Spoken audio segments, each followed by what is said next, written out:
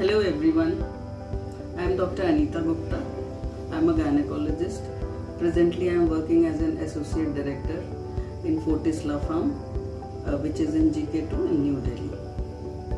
So आज हम एक ऐसे टॉपिक की बात करेंगे जिसको आप लोग कई बार सुनते होंगे, फिर डर जाते होंगे। टॉपिक है हाई रिस्क प्रेगनेंसी। जैसे ये हाई रिस्क वर्ड आता है एकदम से घबराहट हो जाती है कि क्या चीज़ है ये। आपके कई बार कोलीग्स या रिलेटिव्स कहते हैं मेरी तो बहुत हाई रिस्क प्रेगनेंसी थी, और आप भी डर जाते हो कि अरे मैं भी प्रेगनेंसी प्लान कर रही हूँ, पता नहीं क्या चीज़ है ये। तो कोई ऐसी घबराने वाली चीज़ नहीं। हाई रिस्क प्रेगनेंसी का मतलब सिर्फ ये होता है कि इस प्रेगनेंसी में हमें नॉर्मल प्रेगनेंसी से ज़्यादा ध्यान रखना पड़ेगा, ज़्यादा प्रिकॉशन लेना पड़ेगा, हो सकता है ज़्यादा टेस्टिंग करनी पड़े। सो हमें ज़्यादा विजिलेंट रहना पड़ेगा। सो अगर हमें पहले से इसकी नॉलेज है तो हम हमेशा ज़्यादा विजिलेंट रहेंगे और जल्दी से गायनेकोलॉजिस्ट की बात को एक्सेप्ट करेंगे और फॉलो करेंगे। तो हाई रिस्क प्रेगनेंसी होती क्या है, पहले तो ये समझिए। हाई रिस्क प्रेगनेंसी एक पर्टिकुलर ग्रुप को नाम दिया गया है। जैसे आजकल बहुत एडवांस्ड एज में प्रेगनेंसीज होने लगी हैं, 35 साल के ऊपर, 40 साल के ऊपर भी प्रेगनेंसीज होती हैं, IVF से हो गई जैसे।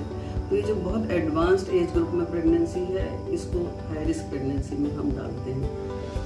दूसरा ग्रुप हो गया जैसे because of various reason, stress है, आपके हार्मोनल इम्बैलेंस है, या वही एडवांस्ड एज है जिसकी वजह से कई बार अबॉर्शन हो जाता है आपका। सो जो रिपीटेड अबॉर्शंस की जिनमें है हिस्ट्री, वो भी हाई रिस्क प्रेगनेंसी ग्रुप में आता है। इसके अलावा जो कॉमन चीज़ें, आप यंग हो तब भी आप हाई रिस्क प्रेगनेंसी ग्रुप में आ सकते हो। जैसे अगर मान लो आपकी ट्विन प्रेगनेंसी है तो आप हाई रिस्क ग्रुप में आ गए। या आपके यंग लोगों में कई बार डायबिटीज़ होती है, या इतना ज़्यादा थायराइड का प्रॉब्लम होता है कि बहुत हाई डोज आपकी मेडिसिन की चल रही होती है, या यंग एज में ही आपको हाई ब्लड प्रेशर की दिक्कत होती है, तो भी आप एक हाई रिस्क प्रेगनेंसी ग्रुप में आ जाते हैं। इसके अलावा ड्यूरिंग प्रेगनेंसी कई बार आप एक नॉर्मल प्रेगनेंसी से हाई रिस्क प्रेगनेंसी ग्रुप में कन्वर्ट हो जाते हैं। वो कब, जैसे आपको प्रेगनेंसी रिलेटेड डायबिटीज़ हो जाए, या pregnancy related high blood pressure हो जाए, या प्रेगनेंसी में ही दिक्कत शुरू हो जाए कि बेबी की ग्रोथ नहीं हो रही ठीक से, या बेबी के चारों तरफ जो फ्लूइड होता है वो सडनली बहुत ज़्यादा बढ़ गया है, जिसमें रिस्क हो गया कि प्रीमेच्योर लेबर तो नहीं हो जाए। सो आप नॉर्मल प्रेगनेंसी से हाई रिस्क प्रेगनेंसी ग्रुप में कन्वर्ट हो जाते हैं। ये सिंपल सी चीज़ें हैं जो कि आपको अगर पहले से पता है तो आप खुद ही जाओगे डॉक्टर से, बोलोगे कि डॉक्टर मेरा ये है, तो क्या हम पहले इसको ट्रीट कर लें फिर मैं प्रेगनेंसी प्लान करूं। तो अगर ट्रीट हो गए, आपकी डायबिटीज़ आपका ट्रीट हो गया, थायराइड ट्रीट हो गया, ब्लड प्रेशर ट्रीट हो गया, फिर आप प्रेग्नेंट हुए, तो पॉसिबली आपकी प्रेगनेंसी एक नॉर्मल प्रेगनेंसी जैसी ही हो जाएगी। बट अगर अनफॉर्चुनेटली नहीं हुई तो कोई भी नहीं घबराने की बात है। ट्रीटमेंट आजकल सब चीज़ का है अवेलेबल। भगवान की कृपा से अधिकतर प्रेगनेंसीज अच्छी से आउटकम होती है।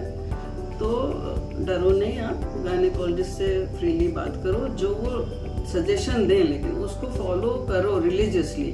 जो टेस्ट बोलें जल्दी से जल्दी कराओ, ये नहीं कि आप डिले करो, उसमें प्रॉब्लम है। सो अब जैसे कुछ सिंपल चीज़ें मैं बताती हूँ। प्रेगनेंसी में आपको ब्लड प्रेशर हो रहा है, आप नॉर्मल प्रेगनेंसी चल रही है, आपको तो नहीं ब्लड प्रेशर है, लेकिन अचानक मान लीजिए आपका ब्लड प्रेशर बढ़ने लग गया, तो आपको कैसे पता लगेगा कि बढ़ रहा है। तो उसके मैं आपको कुछ सिम्टम्स का आइडिया देना चाह रही हूँ, जिससे ऐसा कुछ हो तो आप जल्दी गायनेकोलॉजिस्ट के पास चले जाएँ। मान लीजिए आपका चेकअप ड्यू है 3 हफ्ते बाद, लेकिन आपको ये सिम्टम है तो आप पहले चले जाएँ। तो हाई ब्लड प्रेशर का एक सिम्टम होता है कि सर भारी भारी रहना, या कंटिन्यूस थ्रॉबिंग हेडेक होना, या नौजिया सा होना, या हर समय नींद सी आए चली जा रही है। इस तरह की कोई चीज़ें तो आप सोचिए कि हो सकता है मेरे को हाई ब्लड प्रेशर तो नहीं हो गया। आसपास ही ब्लड प्रेशर चेक करा लो आप, जरूरी नहीं कि सीधे जाओ गायनेकोलॉजिस्ट के पास। 2-3 दिन आपने हाई ब्लड प्रेशर के लिए चेक कराया, आपका हाई नहीं निकला, तो आप ऐसे ही डिस्कस कर सकते हैं अपने गायनेकोलॉजिस्ट से। आजकल हम लोग व्हाट्सएप और टेली कंसल्टेशन इस सब में भी कंसल्ट करते हैं, ज़रूरी नहीं कि आप फिजिकली जाओ, आप एक टेली कंसल्टेशन कर लीजिए। ऐसी डायबिटीज़ के क्या सिम्टम्स हो सकते हैं कि आपको बहुत ज़्यादा भूख लगने लग जाए अचानक से, या बहुत प्यास लगने लग जाए, या बार बार फ्रीक्वेंट यूरिनेशन हो, और बहुत वीकनेस अचानक से लगने लग जाए। इस तरह का कुछ है तो डायबिटीज़ हो सकती है। तो डायबिटीज़ का टेस्ट उस टाइम ब्लड शुगर हम कराते हैं। ब्लड शुगर नॉर्मली आप फास्टिंग करते हो, ब्रेकफास्ट के 2 घंटे के बाद करते हो। कई बार ये वैल्यूज ठीक आती हैं तो फिर हम लंच के बाद और डिनर के बाद वाली भी करते हैं, उससे भी कई बार डायग्नोसिस बन जाती है कि हाँ इसकी शुगर्स बीच बीच में डिरेंज हो रही है। तो विजिलेंट रहना इसलिए बहुत ज़रूरी है। हाई रिस्क ग्रुप में आप ना आओ, इसीलिए मैं आपको ये सारी बातें बता रही हूँ कि आप इन सब चीज़ों का ध्यान रखो।